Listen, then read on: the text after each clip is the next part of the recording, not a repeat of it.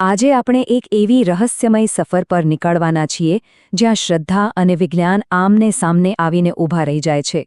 વાત કરીશું ભગવાન શિવના પવિત્ર જ્યોતિર્લિંગ સાથે જોડાયેલા એવા વણ ઉકેલ્યા રહસ્યોની જેનો જવાબ આજે પણ કોઈની પાસે નથી.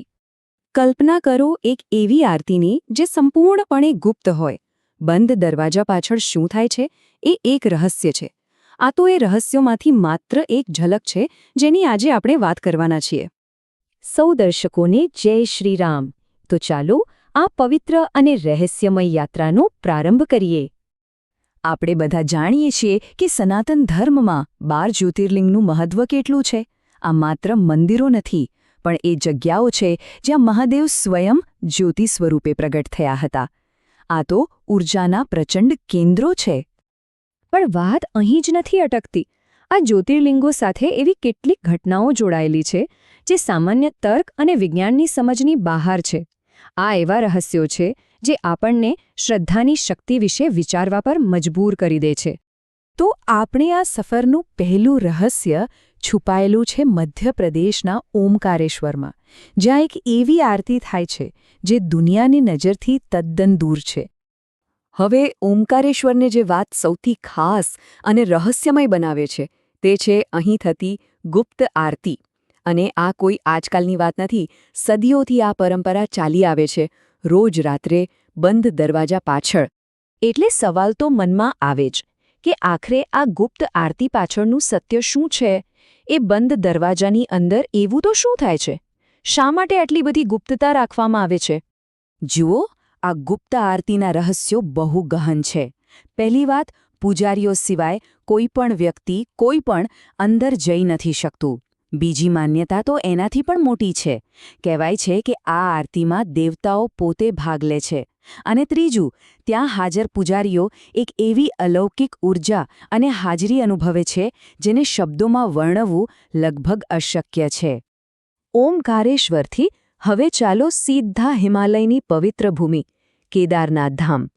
એ જગ્યા જ્યાં 2013માં પ્રકૃતિએ વિનાશ વેર્યો હતો, પણ ત્યાં જ શ્રદ્ધાનો એક એવો ચમત્કાર થયો જેણે સૌને સ્તબ્ધ કરી દીધા. એ દિવસને યાદ કરીએ તો આજે પણ રૂંવાડા ઊભા થઈ જાય. ભયંકર પ્રલય, આકાશ ફાટ્યું હોય એવો વરસાદ, નદીનું રૌદ્ર સ્વરૂપ અને પાણીના પ્રવાહમાં મોટા મોટા પથ્થરો. એવું જ લાગતું હતું કે હવે કશું જ નહીં બચે. અને બસ ત્યારે જ એ ચમત્કાર થયો. પાણીના એ પ્રચંડ પ્રવાહમાં એક વિરાટ પથ્થર, એક શિલા ક્યાંકથી વહેતી આવી અને જાણે કોઈ અદૃશ્ય શક્તિએ એને ત્યાં રોકી દીધી હોય એમ મંદિરની બરાબર પાછળ આવીને અટકી ગઈ. બસ આ એક શિલાએ આખો પ્રવાહ વાળી દીધો અને મંદિર સુરક્ષિત રહ્યો. આજે એ પથ્થરને લોકો ભીમશિલા તરીકે પૂજે છે. હવે આને શું કહેવું? શું આ માત્ર એક સંયોગ હતો કે પછી એ મહાદેવનો સાક્ષાત ચમત્કાર હતો પોતાના ઘરને બચાવવા માટે? એ દિવસનું દ્રશ્ય ખરેખર અકલ્પનીય હતું. એક તરફ હતો પ્રકૃતિનો ભયંકર પ્રકોપ, વિનાશ, ભય, અને બીજી તરફ હતી મહાદેવની દિવ્ય રક્ષા, અડીખમ ઊભેલું મંદિર અને શ્રદ્ધાનો ચમત્કાર. આ એક જ ઘટના સાબિત કરી દે છે કે કેટલીક શક્તિઓ આપણા તર્કથી ક્યાંય પરે છે. જો આ દૈવી રહસ્યોની વાત તમારા હૃદયને સ્પર્શી રહી હોય અને તમને આવી સચ્ચી માહિતી ગમે છે તો વિડીયોને લાઇક જરૂર કરજો. તો સવાલ એ થાય કે આ બધી ઘટનાઓનો અર્થ શું છે? શું આ ખાલી સાંભળવા કહેવાની વાતો છે કે પછી એની પાછળ કોઈ ઊંડો આધ્યાત્મિક સંદેશ છુપાયેલો છે? જુઓ, આ રહસ્યો આપણને 3 મોટી વાતો શીખવે છે. પહેલું, કે શ્રદ્ધા ત્યાંથી શરૂ થાય છે જ્યાં વિજ્ઞાનની સરહદો પૂરી થાય છે. બીજું, કેદારનાથની એક ઘટના એ તો દૈવી સંરક્ષણનું જીવતું જાગતું ઉદાહરણ છે. અને ત્રીજું, આ બધું આપણને જ્યોતિર્લિંગની અસીમ શક્તિનો પરિચય કરાવે છે.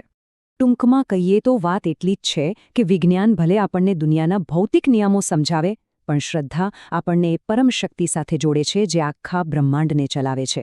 ઓમકારેશ્વરની ગુપ્ત આરતી હોય કે કેદારનાથની ભીમશિલા, આ એના જ પુરાવા છે. સનાતન ધર્મ તો આવા અગણિત રહસ્યોનો ભંડાર છે. હવે તમને કયા સનાતન રહસ્ય વિશે જાણવું છે એ અમને કોમેન્ટમાં જરૂર લખજો. અને આવા જ સચ્ચા રહસ્યો જાણવા માટે સનાતન રહસ્ય ચેનલને સબસ્ક્રાઇબ કરીને રાખજો, જેથી દરેક નવી વિડીયોની નોટિફિકેશન તમને તરત મળી શકે. મળીશું આગળના એપિસોડમાં એક નવા રહસ્ય સાથે. જય શ્રી કૃષ્ણ.